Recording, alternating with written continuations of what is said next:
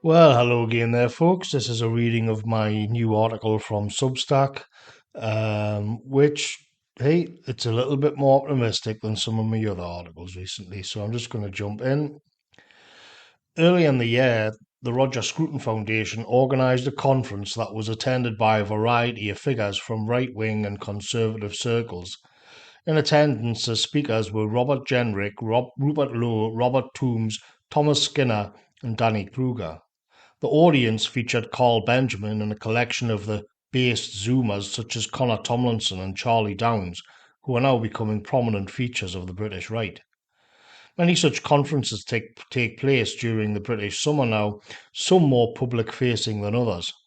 What marked out the Roger Scruton Foundation's get together, though, was a significant overlap between the younger, more edgy and online right and an older and more establishment Tory leaning right generation. The conference, which can be viewful here, went smoothly enough until the final segment when the audience were invited to ask questions. The questions were pointedly focused on identity, demographics, and what it means to be English in a multicultural Britain. Carl Benjamin, Sargon of Akkad, pointed out that if anyone can claim to be English, then the authentic English could not claim to be threatened with becoming a minority in their own homeland. Similarly, another question from a young man in the audience highlighted the futility of advocating local politics in an age of ethnic bloc voting in areas such as Rotherham. When panelist Robert Toombs responded by arguing that education, not ethnicity, is what matters, the contempt and weariness of the audience with such a tepid response are audible in the video. The dividing line is stark and clear. The younger generation of the British right wants answers from the mainstream British right to existential problems, in large part created by the mainstream British right, let us not forget. However, the very fact that they're present and suited up and openly demanding such answers seems to rattle and scare the mainstream, and rightly. The incident did not go unnoticed. An article appeared in The Spectator titled Demographics is the New Dividing Line on the Right, and more recently, Robert Toombs himself has responded with an article in The Telegraph called Being English is Not a Matter of Your Ancestry, which is a more fleshed out rebuttal of the remarks at the event. What I find fascinating about all of this is that the emerging generation of young men on the British right often appears like an elite in waiting. This, even though they're intellectually aligned with more traditional working class nationalist movements. Suddenly, from the perspective of the old guard, the radical element is not wearing a bomber jacket outside a Greggs in Burnley, but right there in the conference room with a well fitted suit and clipped posh accent. In his Telegraph article, Toombs writes, "You can't teach somebody to be English," called a heckler at the end of a conference last month on how to save England. "Of course you can," I replied. "That's how we'll all learn it." "Rubbish," he replied. For him, Englishness seemed to be, I couldn't quite hear it, about ancestry. This brief debate was unfortunately stopped by the chair so that we could go to the pub, but the day's discussion got huge numbers of viewers on YouTube, a longish report in The Spectator, and a rather overwrought follow-up article in the Critic magazine accusing me, along with other self-identifying conservatives such as Fraser Nelson and Niall Ferguson, of being a defender of multiculturalism, and by implication, of mass immigration. End quote. The problem is that Nelson, Ferguson, and Robert Toombs are defenders of and advocates for multiculturalism. There's hardly a single post on Nelson's X timeline where he is not holding the line on behalf of mass immigration in one form or another. In a recent interview, Ferguson argued that Europe would die without African immigration. But the purpose of Toombs' article is to respond to the points raised at the Scruton Foundation shindig, so he continues by invoking the Tory whisperer-in-chief, Catherine Singh. Quote, "Frankly, I thought this was laughable, and have been joking with friends about being a lefty, but in the present fraught climate, the issue needs to be addressed. I should explain that my intellectual sins have been to praise Catherine Singh, invariably though inadequately described as Britain's strictest headmistress. and have commentated that to see little girls in headscarves reciting Kipling and singing the national anthem showed that becoming English was possible on the condition that it was encouraged, taught, and indeed required. End quote. By this criteria, my mother would not be English, but a 10-year-old girl from Somalia who had lines from Kipling drummed into her would be.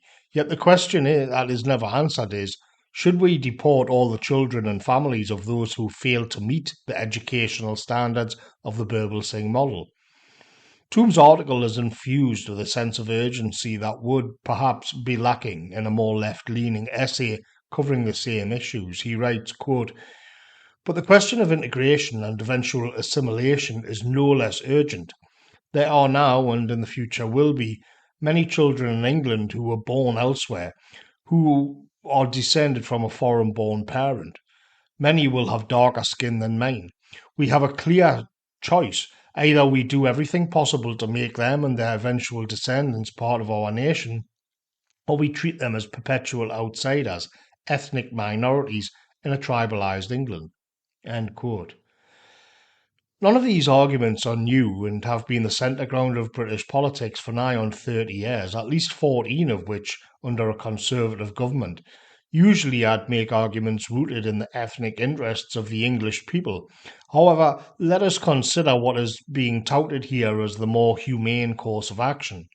The people we think of as English are simply expected to fritter themselves away in the bottomless oceans of the Third World. Indeed, this is insisted upon as part of the integration process. Moreover, despite the lip service paid to conservative bromides such as individualism and limited governance, when scaled up, the Birbal Singh model would amount to a colossal technocratic beast engaged in brainwashing up to 30 to 40% of the population, with that percentage increasing over time. The desired outcome, as stated by Toombs, is a process of replicating Englishness through social engineering, leaving aside the obvious problem that such a scheme would simply be voted away. The vainglorious cope for the centre-right is to create a veggie burger incantation of the English, a beyond English identity akin to corn burgers or Uncle Bill's Franken sausages made of 3D printed slurry. Fundamentally, the problem is that the entire multicultural enterprise is based on lies and coercion, and any corrective will by necessity appear authoritarian and unpleasant. Take, for example, the trend of inserting non-white people into historical roles or period dramas. Yes, that is a woke manoeuvre to unmoor the majority population from their rightful claim to their own history and identity, but it also serves to make newcomers feel at home. Presumably, under the Tombs Birbal Singh scheme, the children of foreigners will be told that their ancestors are not represented in the Dickens and Shakespeare they're being forced to learn by rote. In most cases, their connection to England does not even precede Tony Blair's Millennium Dome or Coldplay's Yellow being in the charts. None of this is anything more than a lazy attempt to peddle water and do nothing while Enoch's funeral pyre grows ever larger. It is complete nonsense. It is not my purpose today to rehash all of the arguments against civic nationalism, but rather to engage in a rare bout of optimism. In a post last month, I wrote, "Race thinking is thus an inevitability. The question then returns to the discourse surrounding the swiftly changing demographic situation in the UK, and the question must be addressed now with all of its awkwardness and potential minefields, or it will take place later when the situation and remedies become even more draconian or unfeasible." This, then, is what is beginning to take place, not on the streets with placards, not just in the pubs or online, but in person and straight to the faces of the right-wing establishment. What's more, the editors and MPs, focus groups and think tanks are also aware that something has changed.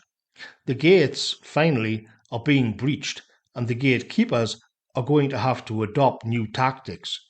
Toombs finishes his piece with, "England has long balanced change and continuity, but several times it has changed suddenly and uncontrollably.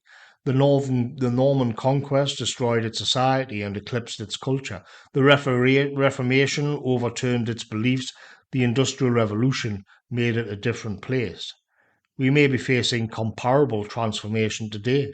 A future government led by people with a sense of gratitude towards their home country will need unprecedented means to bring us together. Ancestry is not enough. To which I would say, on the contrary, ancestry, or rather kinship and ethnicity, as the basis for forming bonds and brotherhood, is precisely why his convoluted technocracy of indoctrination will fail, whether by the hand of the immigrants or ourselves. The demise of his worldview was staring him in the face in that conference room. If he can't convince them, then he can't convince anyone else either. Thanks for listening, folks, and I'll catch you later.